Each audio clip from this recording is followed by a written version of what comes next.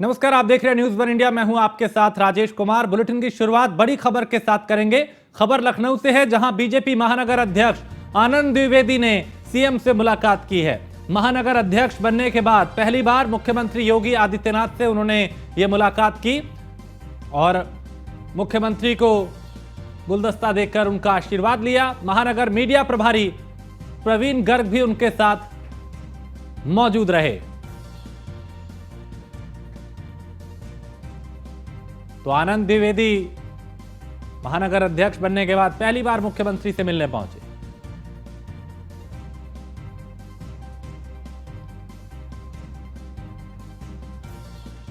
और खबर लखनऊ से है, जहां आलमबाग रेलवे कॉलोनी में छत गिरने से 5 लोगों की मौत का मामला है। घटना स्थल पर डिप्टी सीएम ब्रजेश पाठक पहुंचे हैं और डिप्टी सीएम ने परिजनों से मुलाकात की है। पीड़ित परिवार को हर संभव मदद दी जाएगी, ये उन्होंने कहा।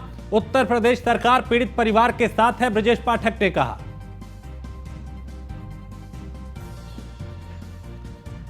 तो पीड़ित परिवार को हर संभव मदद दी जाएगी।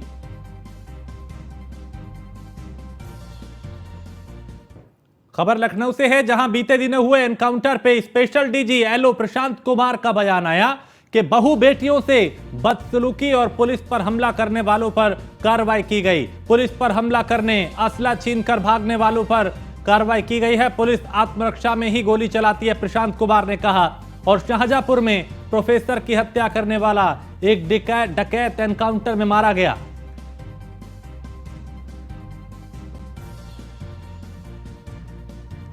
तो बीते दिनों हुए एनकाउंटर पे स्पेशल डीजी प्रशांत कुमार का बयान कि बहू बेटियों से बदसलूकी और पुलिस पे हमला करने वालों पर कार्रवाई की गई है।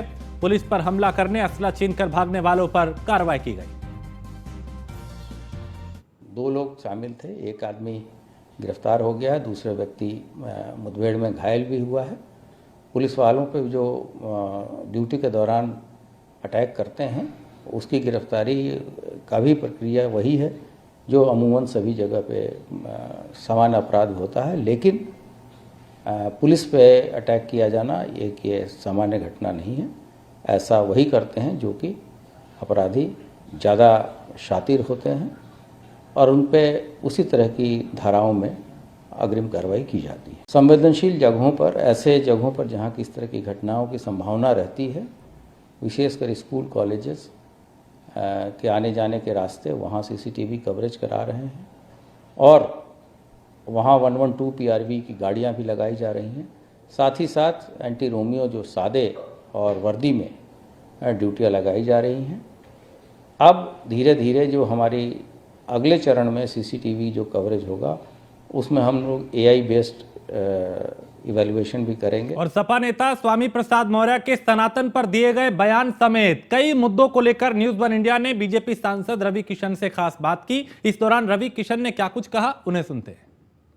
करने के लिए बीजेपी सांसद और मशहूर कलाकार रवि किशन शुक्ला जी हैं। सर, एक लंबी प्रक्रिया चली, कई बार पेश करने की कोशिश भी की गई, एक बार पेश भी किया गया, लेकिन आखिरकार कल पेश हो गया है। कल शुभ दिन भी था। किस तरीके से देखते हैं, आज चर्चा हो रही है, श्रेय लेने की होड़ काफी मची हुई है, खासतौर पे कांग्रेस की ओर से। देखिए, ये लोग तो राम मंदिर का भी कांग्रेसी श्रेय लेना चाह रहे हैं। 370 की धारा का भी सुने श्रेय वही लोग रहे कि हम लोग चाह रहे थे। अभी पीओके हम लोगों के पास आ रहा है, कश्मीर का आज़ाद होके, उसका भी श्रेय ये लोग लेना चाह रहे हैं। पाकिस्तान के अंदर घुस के मारे, वो कह रहे थे हम लोगों का ही आइडिया था। तो हर चीज़ का श्रेय ये लोग लेना चाह रहे हैं। वैक्सीन भी बोले हम ही लोग ने सोचा था, हमारे वैज्ञानिक सोचे थे, मोदी जी बनवा दिए। तो ये तो उनकी झूठी राजनीति है। विरोध करो और चर्चा में आओ। ये एक नया फंडा इस पूरे हवा में चल रहा है कि भारत में विरोध जो करेगा वो चर्चा में होगा, उसको लोग ज़्यादा सुनेंगे। ये लोगों ने एक फालतू का कहीं से एक मंत्र ले लिया है कि विरोध करना, कुछ भी बोले मोदी जी उसका विरोध करना। और मोदी जी चंद्रयान तक पहुँच गए। अभी 3 महीने में सूर्य की भी रिपोर्ट आ जाएगी। तो अभी हम लोग कहाँ चले जा रहे हैं? इन लोगों को विरोध करने दो। कल उन्होंने कहा ना, यशस्वी प्रधानमंत्री मोदी कि बड़ा मैप देखिए, छोटा मैप देखिए। छोटी मोटी बातों में हमारे मोदी जी उलझते नहीं है। इन लोगों को अपने आपस में बाल नोचने हैं, तो इन लोग अपना झूठा झूठी करे, उसी में लोग रहे। नई संसद भवन भव्य रूप से बनकर तैयार है, लेकिन समाजवादी पार्टी के सांसद है शफीकुर रहमान बर्क, वो कह रहे हैं कि उसमें नमाज पढ़ने के लिए भी जगह दी जानी चाहिए थी। यार, अभी ये क्या बोलें, बस समझ रहे हो। अब हम जाना है पार्लियामेंट, नहीं तो बोलते। समाजवादी पार्टी के एक और नेता हैं स्वामी प्रसाद मौर्य, वो लगातार हिंदू धर्म को लेकर टिप्पणी कर रहे हैं। ब्रह्मा जी को लेकर उन्होंने टिप्पणी की, कहा कि हिंदू शब्द फारसी है और नीच इसका मतलब होता है, तमाम तरीके के अभद्र जो टिप्पणियां हों की सीधे पागल खाने जाने का सर्टिफिकेट तैयार कर रहे हैं और यहीं दिल्ली में बगल ही में है, जौनपुर के पास भी एक बनाया जा रहा। उनको सीधे आना चाहिए, अपने आप का दाखिला करवा लेना चाहिए, वो पूरी तरह पागल हो चुके हैं। धन्यवाद। हमारे साथ बातचीत कर रहे थे बीजेपी सांसद रवि किशन शुक्ला जी। वीडियो राज के साथ पीयूष तिवारी, नई दिल्ली। तरफ से लाया गया महिला आरक्षण बिल पूरे देश की सियासत पर प्रभाव छोड़ने वाला है। इसी के साथ ही कांग्रेस नेता प्रियंका गांधी यूपी की राजनीति में सक्रिय होती नजर आ रही हैं। इसे लेके हमारे संवाददाता ने उनसे बात की और आपको रिपोर्ट भी दिखाते हैं कि कैसे इस बिल के आने के बाद सियासत गरमाने लगी है।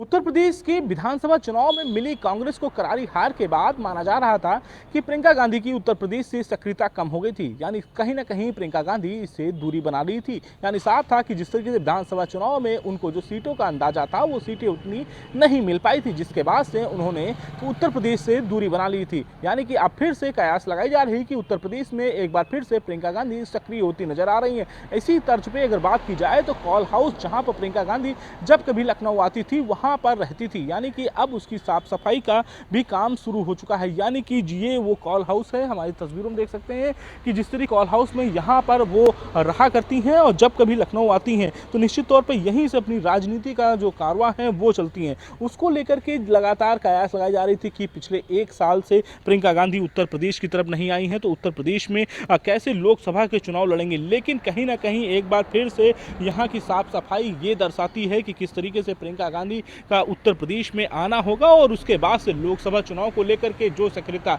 यहाँ तस्वीरों में साफ तौर पे देख सकते हैं कि जो आसपास पहले बहुत सी घास और झाड़ियां हुआ करती थी, लेकिन इन सभी को हटा दिया गया है, साफ कर दिया गया है पूरी तरीके से, जिससे कि प्रियंका गांधी अगर यहाँ आती हैं तो निश्चित तौर पर इसी कॉल हाउस में रुकेंगी और इससे ही यहाँ की उत्तर प्रदेश की सक्रियता को आगे बढ़ाएंगी। जो कभी गंदगी का अंबार हुआ करता था उसको साफ कर दिया गया, कभी टहनियाँ ये बड़ी बड़ी थी वो लटका करती थी उन्हें हटा दिया, क्योंकि एक साल का वक्त बड़ा साल होता है, बड़ा वक्त होता है। उस एक साल से लगातार प्रियंका गांधी उत्तर प्रदेश से दूरी बना रखी थी, लेकिन अब जो है प्रियंका गांधी की सक्रियता बढ़ चुकी है। तो निश्चित तौर पे अभी तक औपचारिक कोई आदेश ऐसा नहीं जारी किया गया है, लेकिन कयास लगाई जा रही है कि इसी महीने प्रियंका गांधी उत्तर प्रदेश का दौरा करेंगे और उत्तर प्रदेश में रह करके सक्रियता बढ़ाएंगी और लोकसभा चुनाव को लेकर के जो नतीजे होने हैं उस पर पूरी तरीके से फोकस करेंगी। यानी बहुत से ऐसे मुद्दे हैं जो प्रियंका गांधी को निपटाने हैं और उसको लेकर के लगातार निरंतर प्रियंका गांधी जब उत्तर प्रदेश में होंगी तो निपटाती हुई नजर आएंगी। लेकिन साफ है कि इससे कयास बहुत तेज लगाई जा सकती है कि हाल ही में बसपा सुप्रीमो मायावती से हुई मुलाकात के बाद से ये माना जा रहा है कि इंडिया गठबंधन की तरफ पूरी तरीके से मायावती को अपने साथ लाने की जो उनकी कयास है वो कितनी सफल होती है। लेकिन साफ है कि जिस तरीके से कॉल हाउस की साफ सफाई कर दी गई है तो निश्चित तौर पर बहुत ही जल्द प्रियंका गांधी का उत्तर प्रदेश का दौरा होने वाला है।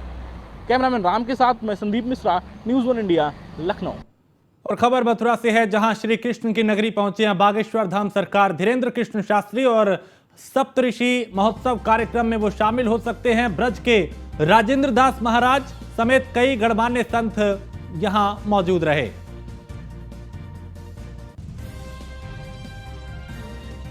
तो श्री कृष्ण की नगरी पहुंचे हैं बागेश्वर धाम सरकार धीरेन्द्र कृष्ण शास्त्री, सप्तऋषि महोत्सव कार्यक्रम में वो शामिल हो सकते हैं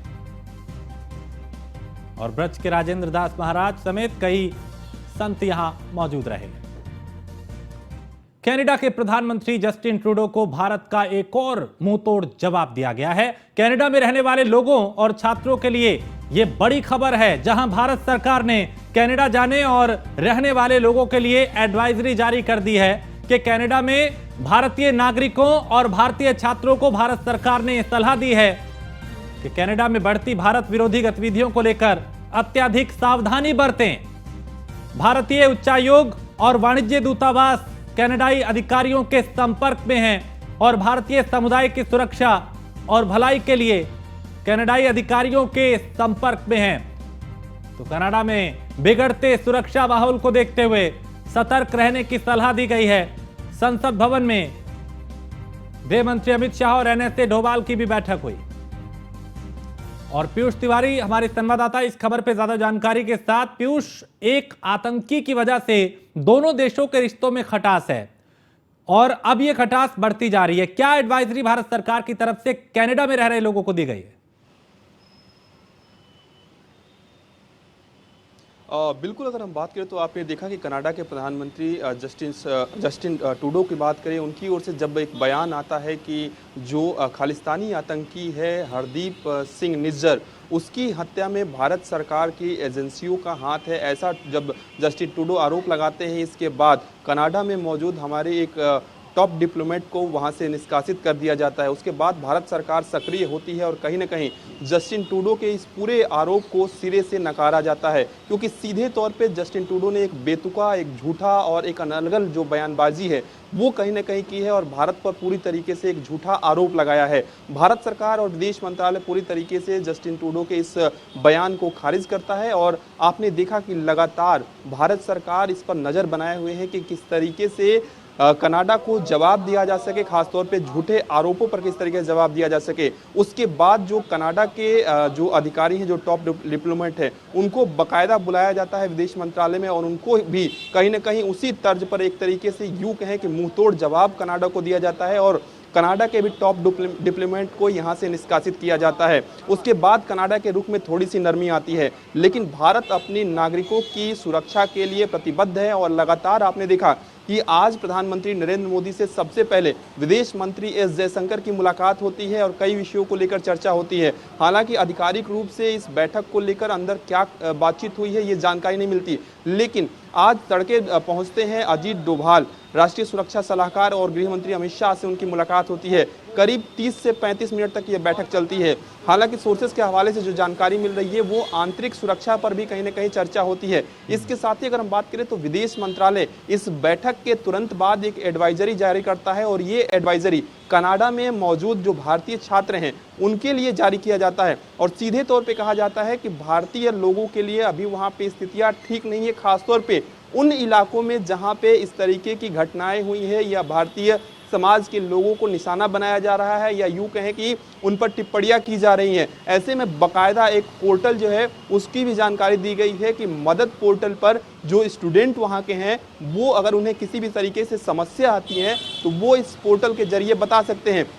तो तमाम जो एडवाइजरी है वो जारी की गई है और लगातार ये भी कहा गया है कि अगर किसी भी तरीके से किसी को दिक्कत होती है वो हमको संपर्क करता है मदद पोर्टल के जरिए, तो जो भारतीय अधिकारी हैं वो कनाडा के अधिकारियों के साथ सीधे तौर पे संपर्क में है और किसी भी प्रकार से अगर स्थिति सामान्य नहीं रहती है या किसी भी छात्र को परेशानी होती है तो कहीं ना कहीं पूरी तरीके से मदद की जाएगी।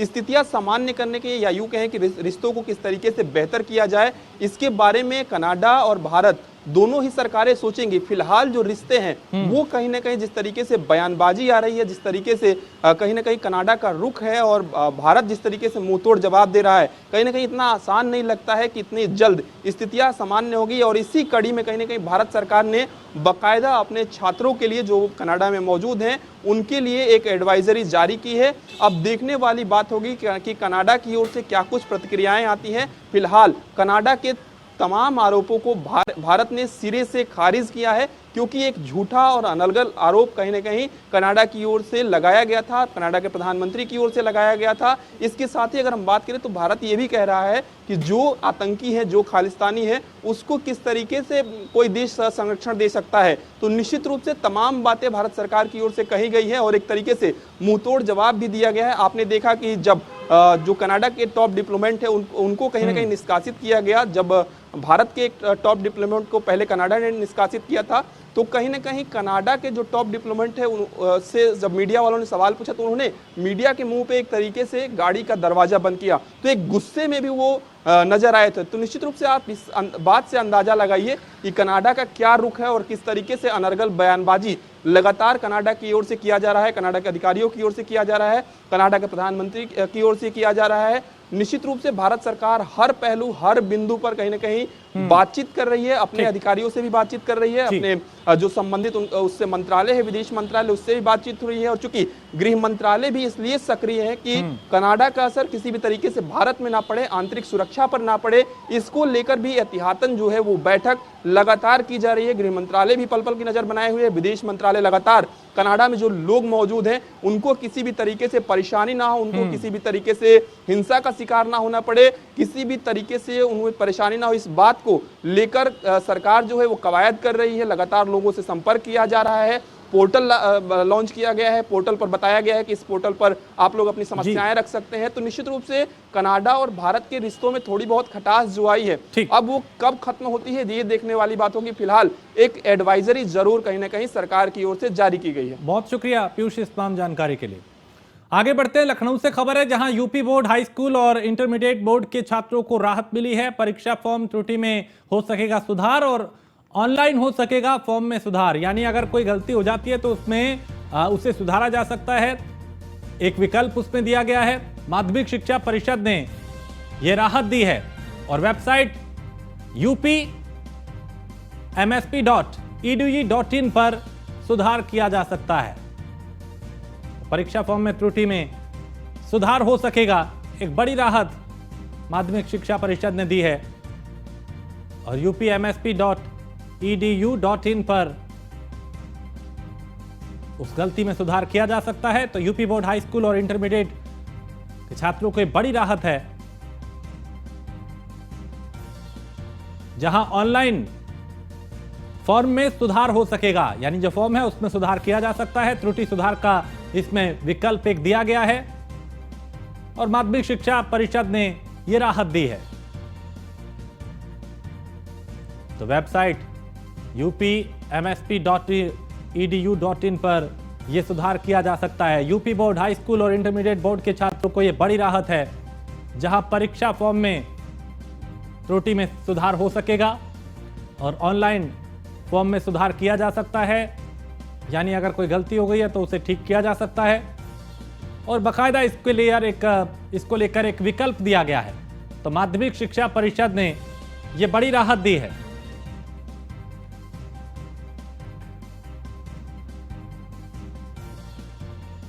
तो यूपी बोर्ड, हाई स्कूल और इंटरमीडिएट बोर्ड के छात्रों को यह बड़ी राहत है, जहां परीक्षा फॉर्म में त्रुटि हो सकेगी तो उसमें फिर सुधार किया जा सकता है और ऑनलाइन ये फॉर्म में सुधार किया जा सकता है। त्रुटि सुधार का एक विकल्प दिया गया है, यानी अगर कोई गलती होती है तो उसको ठीक करने का एक यहां पे समाधान किया गया है और माध्यमिक शिक्षा परिषद ने यह बड़ी राहत दी है। तो वेबसाइट upmsp.edu.in पर यह सुधार किया जा सकता है।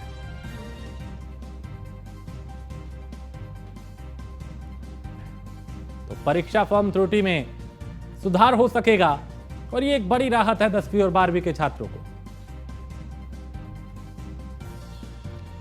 एसके वाजपेयी इस पे ज्यादा जानकारी हमारे संवाददाता देंगे। एसके वाजपेयी, परीक्षा फॉर्म में अगर त्रुटि होती है तो उसको सुधार का एक विकल्प देकर एक बड़ी राहत छात्रों को दी जा रही है। बिल्कुल, निश्चित तौर पर हम कहें कि जिस तरीके से लगातार एक कोशिश जारी है कि एक मौका दिया जाए और इस मौके के जरिए कहीं न कहीं एक कोशिश जरूर होगी कि छात्रों को एक अवसर मिले ताकि वो। तो संपर्क एसके वाजपेयी से हमारा टूट गया, लेकिन वो बता रहे थे कि कैसे कितना बड़ा ये एक फैसला है और कैसे एक बड़ी राहत उन छात्रों को मिलेगी जो अक्सर इस तरह की गलतियों के चलते प्रभावित उनकी परीक्षा हो रही थी उनका, लेकिन अब उनको ये बड़ी राहत दी गई है।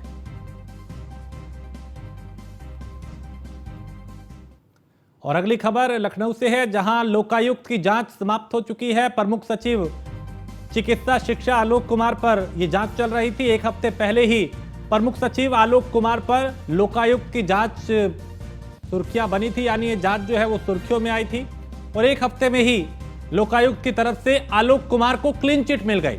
तो चिकित्सा शिक्षा विभाग में मनमानी ना कर पाने की वजह से कुछ लोगों ने साजिशन से शिकायत कराई थी। 2 साल पहले किसी और शिकायतकर्ता से शिकायत करवाई गई थी। 2 साल पहले भी इस मामले में आलोक कुमार को क्लीन चिट मिली थी।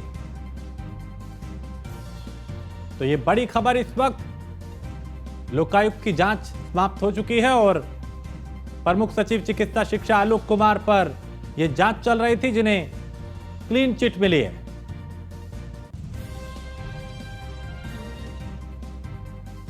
एक सप्ताह में ही लोकायुक्त की तरफ से आलोक कुमार को ये क्लीन चिट मिल गई। एक हफ्ते पहले ही प्रमुख सचिव आलोक कुमार पे लोकायुक्त की जांच बैठाई गई थी, काफी सुर्खियां इस मामले ने बटोरी थी और एक हफ्ते में ही लोकायुक्त की तरफ से आलोक कुमार को क्लीन चिट मिल गई। मनीष पांडे हमारे संवाददाता इस खबर पे ज्यादा जानकारी के साथ। और मनीष, यहां पे एक हफ्ते में ही लोकायुक्त की तरफ से आलोक कुमार को क्लीन चिट मिल गई। जी बिल्कुल, देखिए निश्चित रूप से चिकित्सा शिक्षा विभाग ऐसा विभाग है जिसमें उत्तर प्रदेश के सारे जो मेडिकल कॉलेज हैं वो मेडिकल कॉलेज उसके अंदर आते हैं। और जब से आलोक कुमार ने इस विभाग का चार्ज संभाला है तब से बहुत सारे बदलाव भी हुए हैं। हर जिले में मेडिकल कॉलेज खुल रहे हैं, मेडिकल कॉलेज पहले से और बेहतर हो रहे हैं, लेकिन तमाम चीजें जो हैं वो मानकों के अब अनुरूप हो रही हैं। पहले अमूमन होता क्या था कि ये सब जो विभाग होते थे वहाँ पे बहुत सारे लोगों का अपना एजेंडा होता था, वहाँ उनके हिसाब से काम होते थे। तो ऐसे में आलोक कुमार के आने के बाद इस तरह की तमाम चीजें जो है नीतियां लगभग बंद हो गई थी।